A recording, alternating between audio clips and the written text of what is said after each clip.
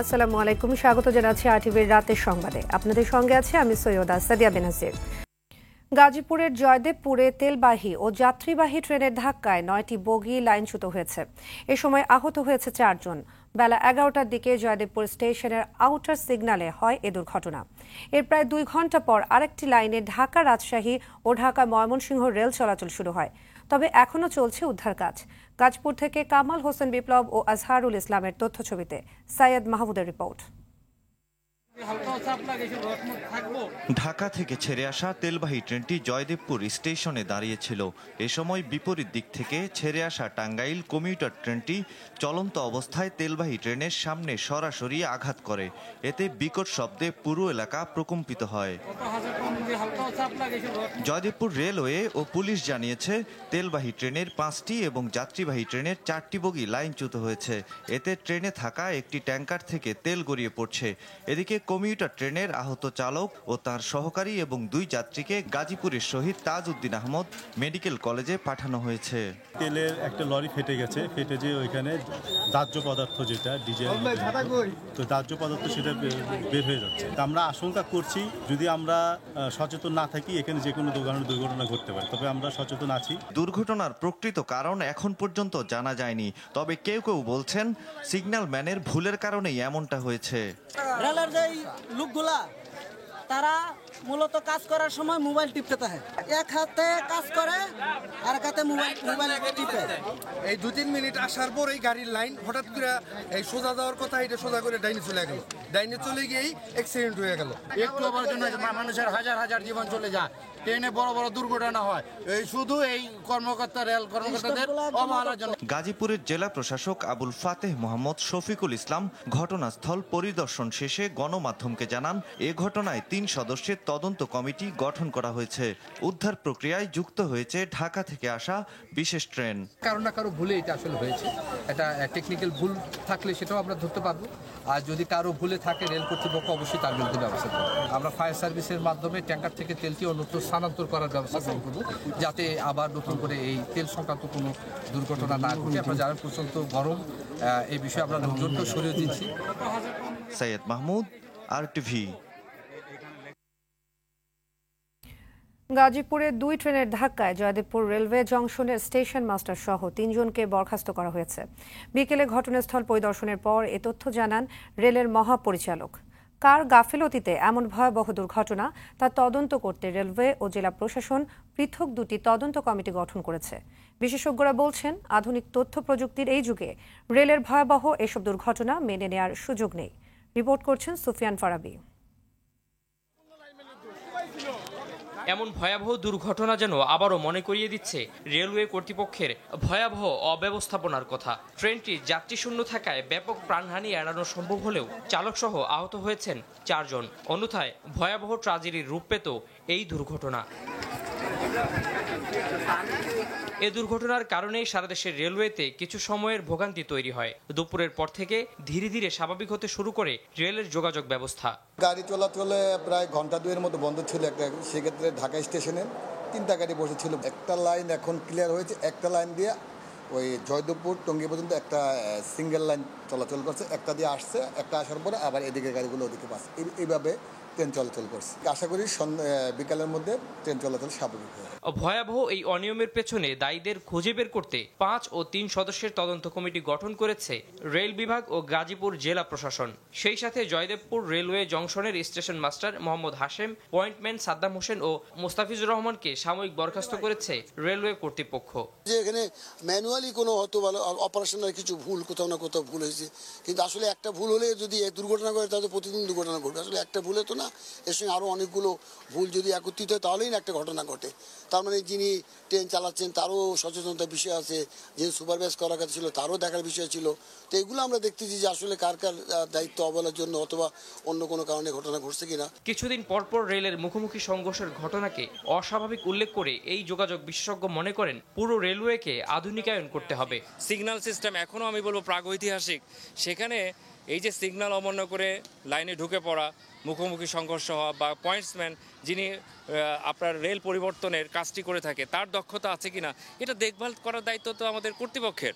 তো কর্তৃপক্ষ এখানে আমরা দেখছি যে প্রযুক্তি নির্ভর রেল তৈরি করতে পারছে না, যারা লোকবল আছে তাদেরকে প্রশিক্ষণটাও ঠিক মতন দিতে পারছে না। এখনও সেই প্রাগৈতিহাসিক প্রশিক্ষণ ব্যবস্থাপনায় আমরা আছি।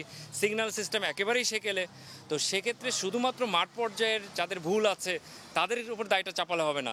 এছাড়া তদন্ত কমিটির রিপোর্টের মাধ্যমে আনুষ্ঠানিকতা শেষ না করে রেলওয়ে ব্যবস্থাপনাকে ঢেলে সাজানো প্রয়োজন বলে মনে করেন তিনি। সুফিয়ান ফারাবি, RTV, ঢাকা। এদিকে কুষ্টিয়ার মিরপুরে অরক্ষিত রেল ক্রসিং পার হওয়ার সময় মালবাহী ট্রেনের ধাক্কায় পুলিশের এক উপপরিদর্শক নিহত হয়েছেন। দুপুর 1:30টায় উপজেলার কুরসা ইউনিয়নের কাঠদহচর রেল ক্রসিংয়ে এর ঘটনা ঘটে। নিহত পুলিশ কর্মকর্তার নাম শহীদুর রহমান। প্রত্যক্ষদর্শী ও পুলিশ জানায়, ডিউটি শেষে শহীদুর মোটরসাইকেল নিয়ে ইসলামী বিশ্ববিদ্যালয় থেকে কর্মস্থল মাঝিঘাট ক্যাম্পে ফিরছিলেন। কাঠদহচর রেল ক্রসিং পার হওয়ার সময় পোড়াদহ থেকে ছেড়ে আসা মালবাহী একটি ট্রেনের সঙ্গে ধাক্কা লাগে। এতে ট্রেনটি মোটরসাইকেল সহ তাকে প্রায় 1 কিলোমিটার দূর পর্যন্ত টেনে নিয়ে যায়। এতে ঘটনাস্থলেই তার মৃত্যু হয়।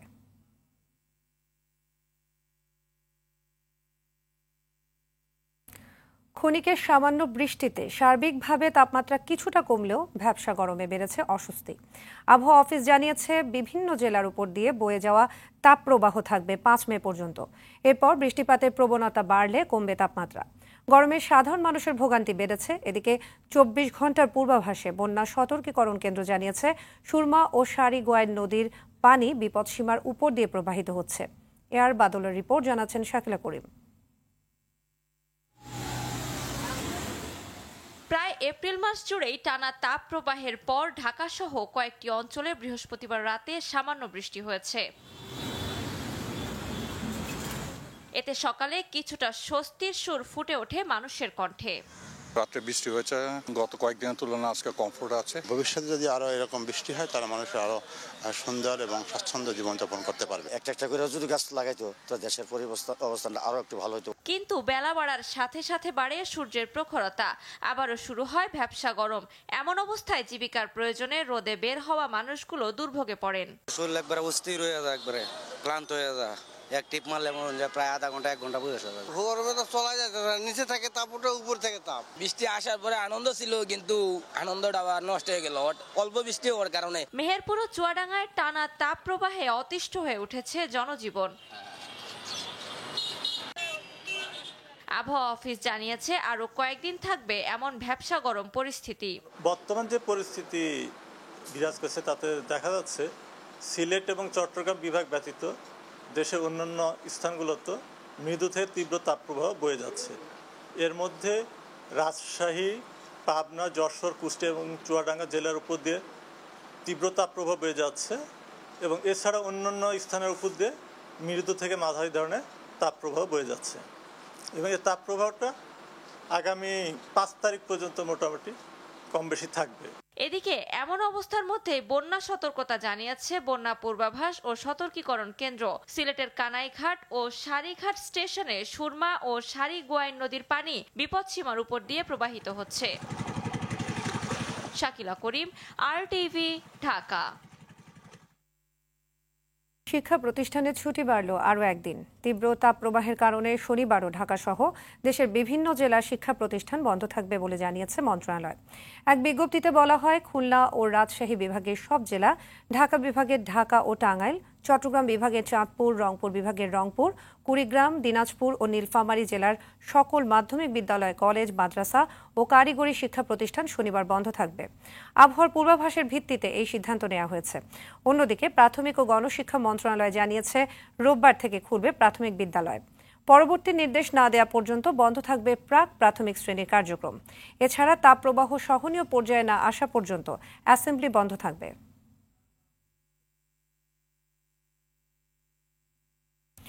উপজেলা নির্বাচনে কোনো স্বজনপ্রীতিকে আওয়ামী লীগ সমর্থন দেবে না বলে জানিয়েছেন আওয়ামী লীগ সাধারণ সম্পাদক ওবায়দুল কাদের। তিনি বলেন, স্থানীয় নির্বাচনে এমপিদের যেন কোনো প্রভাব না থাকে সেজন্য নির্দেশনা দেওয়া হয়েছে। এছাড়া বেগম জিয়ার মুক্তির জন্য বিএনপির দৃশ্যমান কোনো আন্দোলন নেই বলেও জানান তিনি। আরও জানাচ্ছেন বিপুল দেবরায়। আওয়ামী লীগ সভাপতির ধানমন্ডির রাজনৈতিক কার্যালয়ে সমসাময়িক বিষয়ে সংবাদ সম্মেলন করেন আওয়ামী লীগ সাধারণ সম্পাদক ও সেতুমন্ত্রী ওবায়দুল কাদের।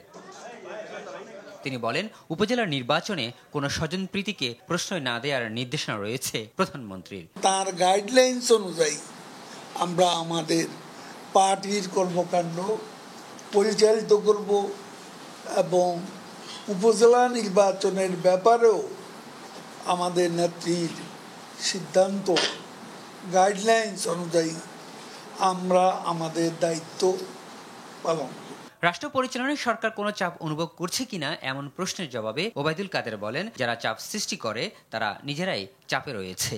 যারা চাপ দেবেন তারা নিজেরাও চাপে আছে, তারা নিজেরাও যথেষ্ট চাপে আছে, কারণ আরব বসন্তের স্পর্শ আটলান্টিকের ওপারে গিয়েও লেগেছে। বেগম জিয়ার বর্তমান অবস্থার জন্য বিএনপি নেতাদের ব্যর্থতায় দায়ী বলে মন্তব্য করেন আওয়ামী লীগ সাধারণ সম্পাদক। বিএনপি নেতাদের উপেক্ষা এবং অবহেলার জন্য তারা লিগ্যাল ব্যাটেল করতেও ব্যর্থ হয়েছে বেগম জিয়ার জন্য। আবার তারা রাজপথে এমন কোনো দৃষ্টান্ত তারা স্থাপন করতে পারেননি। আগুন সন্ত্রাস আন্দোলনের কারণে বিএনপি জনগণ থেকে বিচ্ছিন্ন হয়ে পড়েছে, আর তাদের নেতাকর্মীরা হতাশায় নিমজ্জিত বলেও মনে করেন কাদের। বিপুল দেবরাই, RTV, ঢাকা। দেশব্যাপী উপজেলা নির্বাচন বর্জনের আনুষ্ঠানিক ঘোষণা দিয়েছে বিএনপি। নির্বাচনে অংশ নিলে তার বিরুদ্ধে কঠোর সাংগঠনিক ব্যবস্থা নেওয়া হবে বলে জানিয়েছেন দলটির সিনিয়র যুগ্ম মহাসচিব রুহুল কবির রিজভী। শুক্রবার বিকেলে নয়াপল্টনে দলের কেন্দ্রীয় কার্যালয়ে সংবাদ সম্মেলনে এই সিদ্ধান্তের কথা জানান তিনি। এ সময় ভোটের মাধ্যমে অন্যান্য অবিচারের জবাব দেওয়ার পথ জনগণের ভোটাধিকার কেড়ে নিয়ে নির্বাচনকে প্রহসনে পরিণত করা হয়েছে বলেও মন্তব্য করেন তিনি।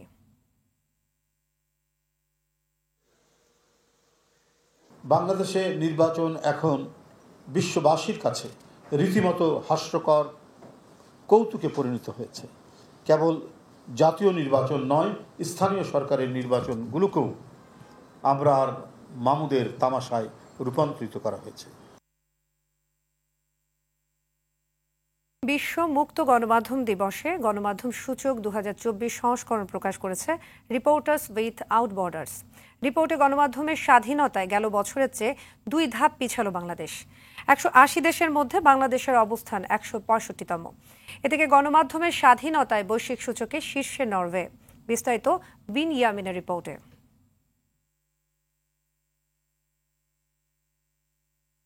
স্বাধীন সাংবাদিকতা চর্চায় প্রতি বছরই 180টি দেশ ও অঞ্চলের মধ্যে বিশ্ব মুক্ত গণমাধ্যম সূচক প্রকাশ করে আন্তর্জাতিক সংস্থা রিপোর্টার্স উইদাউট বর্ডার্স। এ বছরের রিপোর্টে মোট 100 পয়েন্টের মধ্যে 27.64 পয়েন্ট পেয়ে 165তম অবস্থানে বাংলাদেশ। গেল বছর 35.31 পয়েন্ট নিয়ে বাংলাদেশের অবস্থান ছিল 163তম। সেই হিসাবে স্বাধীন গণমাধ্যম চর্চায় আরও 2 ধাপ পিছিয়েছে বাংলাদেশ। তবে 91.89 পয়েন্ট নিয়ে এবারের সূচকেও শীর্ষে নরওয়ে।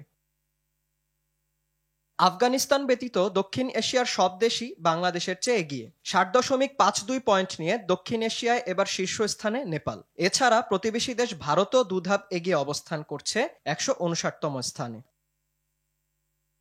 সাংবাদিকতার চ্যালেঞ্জের দিক দিয়ে গোটা বিশ্বে এশিয়া প্যাসিফিক অঞ্চল দ্বিতীয় অবস্থানে রয়েছে। এছাড়াও গণমাধ্যম কর্মীদের জন্য সবচেয়ে বিপজ্জনক কর্মস্থল হিসেবে মিয়ানমার, চীন, উত্তর কোরিয়া, ভিয়েতনাম ও আফগানিস্তানের নাম উল্লেখ করা হয়েছে প্রতিবেদনে।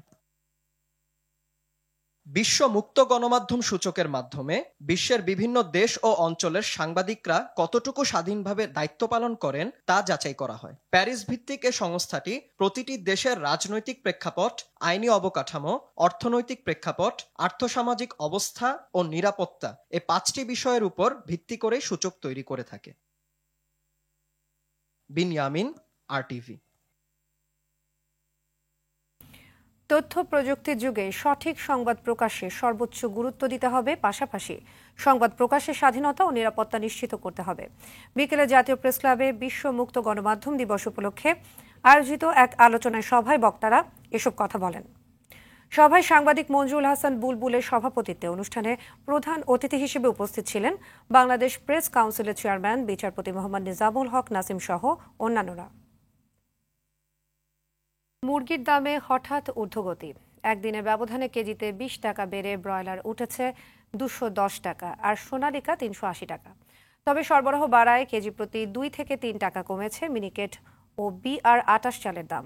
অতি উত্তাপ মশলার দামে 1700 টাকার এলাচ এখন 3200 টাকা। বেশ খানিকটা কমেছে মুগ ডাল, চিনি, আটা ও ময়দার দাম। সেলিম মালিকের রিপোর্টে দেখুন বিস্তারিত। 2 সপ্তাহের বেশি তীব্র দাবদাহের পর এক পশলা বৃষ্টি প্রকৃতিতে ফিরিয়েছে কিছুটা স্বস্তি। তবে প্রকৃতির এমন স্বস্তি অস্বস্তি বাড়িয়েছে মুরগির বাজারে। একদিনের ব্যবধানে কেজি প্রতি ব্রয়লার ও সোনালিকা মুরগির দাম বেড়েছে 20 টাকা। ব্রয়লার তো গত সপ্তাহে 190 টাকা বিক্রি করছে, আর আজকে ব্রয়লার 210 টাকা।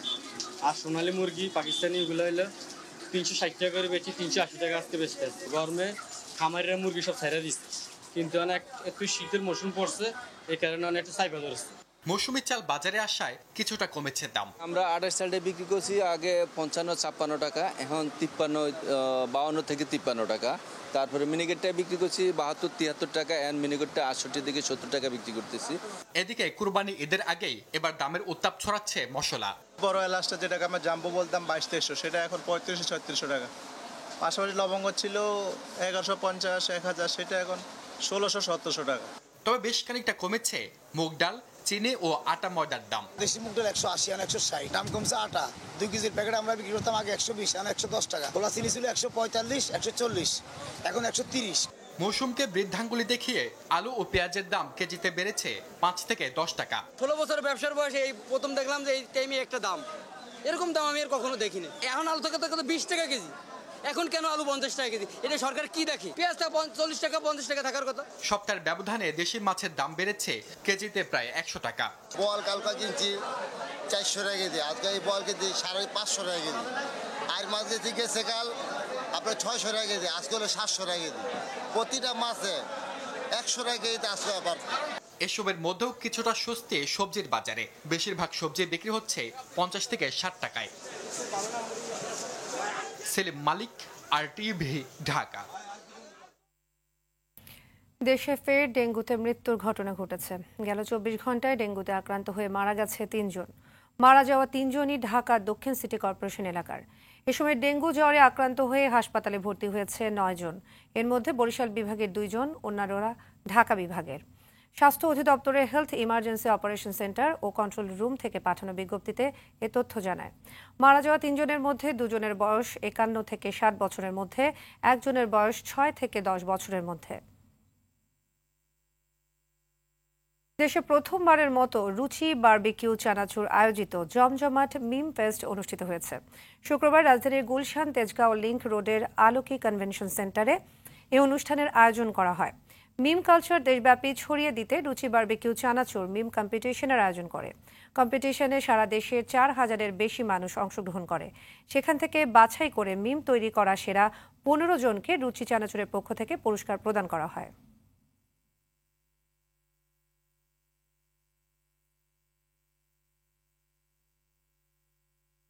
দেশে ব্যবসা শিক্ষায় নতুন দিগন্ত উন্মোচনে উদ্বোধন করা হলো IBA মুবারক আলী কেস সেন্টার।